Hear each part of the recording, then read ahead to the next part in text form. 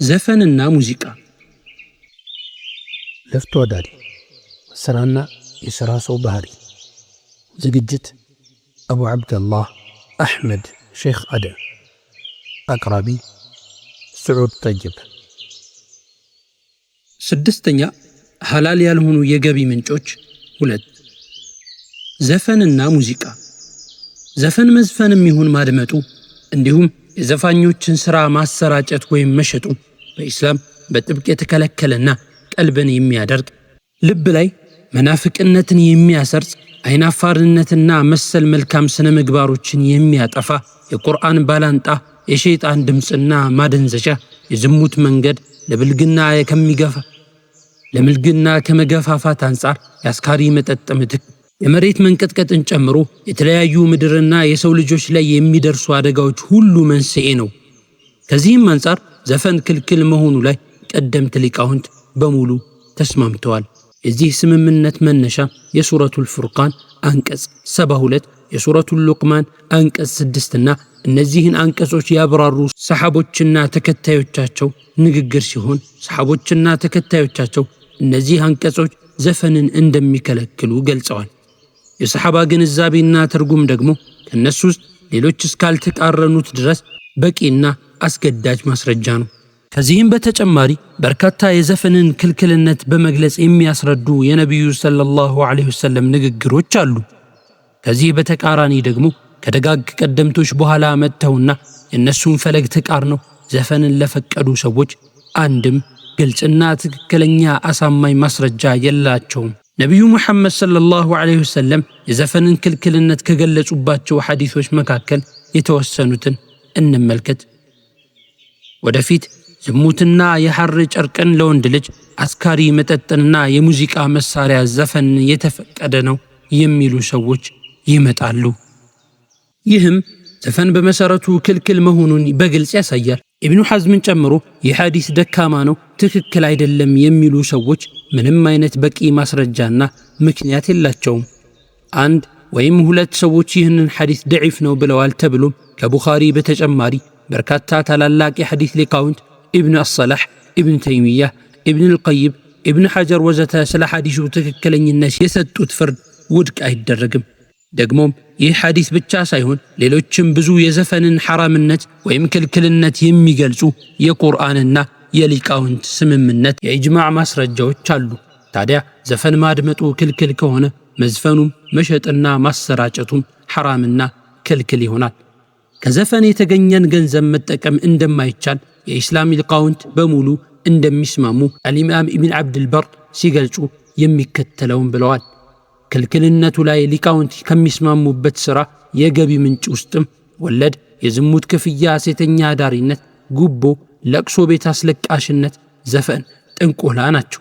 ይህ ከመሆኑ ጋር አንዳንድ ሙስሊም ዘፋኞች ዘፈን ሐራም እንደሆነ አውቃለሁ ግን እያሉ የሚናገሩት ከሙስሊም የማይጠበቅና ከሚከተሉት እምነት ጋርም የሚጋጭ ንግግር አለ። እውነተኛ ሙስሊም ሐራም ክልክልነቱን የሚያውቀውን ነገር ሆን ብሎ አያደርግም። ይህ ካልሆነ የአንዳንድ ነገር ሐራምነት፣ ክልክልነት የማወቅስ ጥቅሙ ምንድን ነው? ሐራምነቱ እያወቁ አንድን ነገር ማድረግ የአላህን ሱብሓነሁ ወተዓላ ሕግ መናቅና መዳፈር በመሆኑ ቅጣቱ ሳያውቁ ከሚያጠፉ ሰዎች ይልቅ ከበድ ያለ ይሆናል።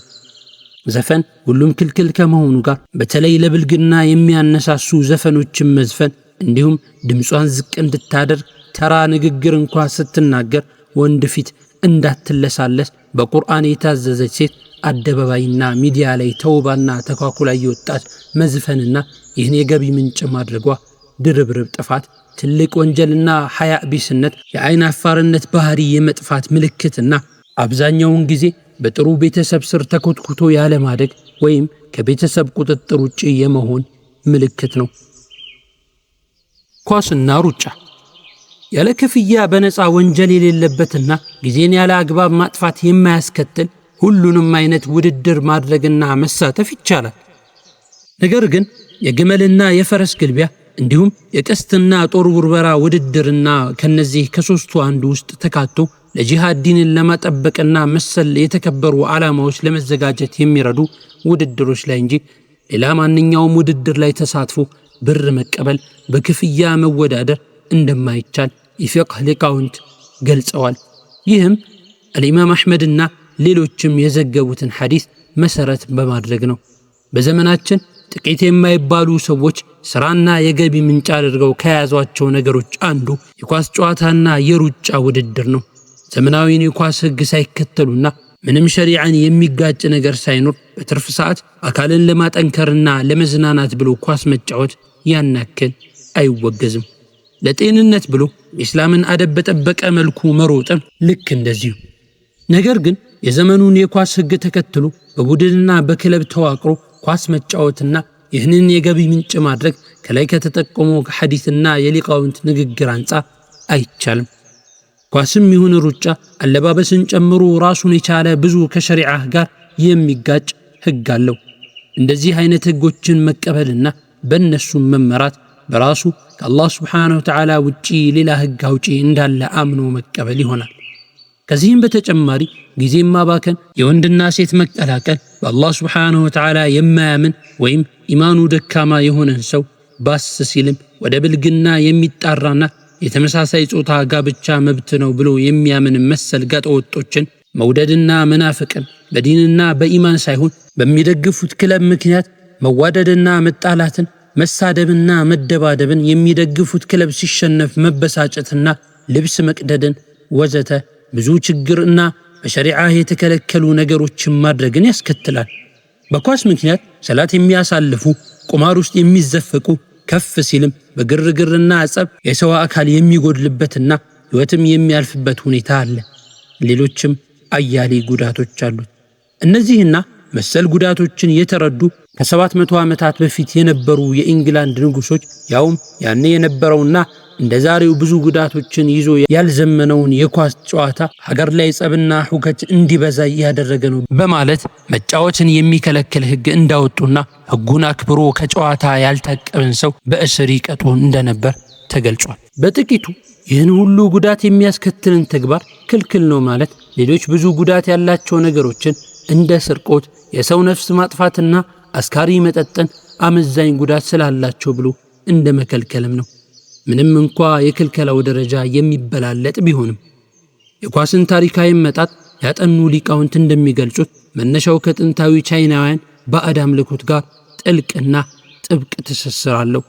ኳስ ወደ እስላማዊ ሀገሮች የገባውም የብዙዎችን እምነትና ስነ ምግባር ካበላሸው የእንግሊዝና ብሪታንያ ቀኝ ግዛት ጋር ተያይዞ ነው።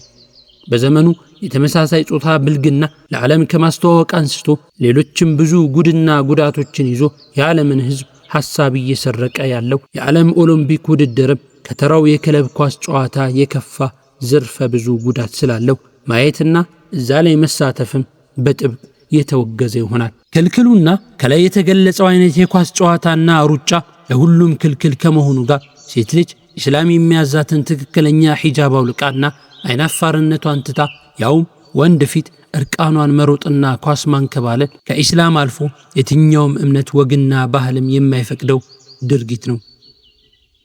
ጸጉር ቤት በመሰረቱ ጸጉር ቤት ከፍቶ ስራ መስራት ይቻላል። ነገር ግን የወንዶችን ጺም መላጨት፣ ከዲን የራቁ ሰዎች አይነት የፋሽን አቆራረጥ መቆረጥና መላጨት፣ ለሴት ልጅ ጸጉር መቀጠልና ቅንድም መቀንደብ፣ ተገላልጠው የሚሄዱ ሴቶችን ጸጉር መስራትና ማስዋብ፣ ሙሽራን ሸሪዓ በማይፈቅደው መልኩ መሞሸር ካለበት እንደዚህ አይነቱን ስራ መስራትም ከዚህ ገቢ ማግኘትም የተከለከለ ይሆናል።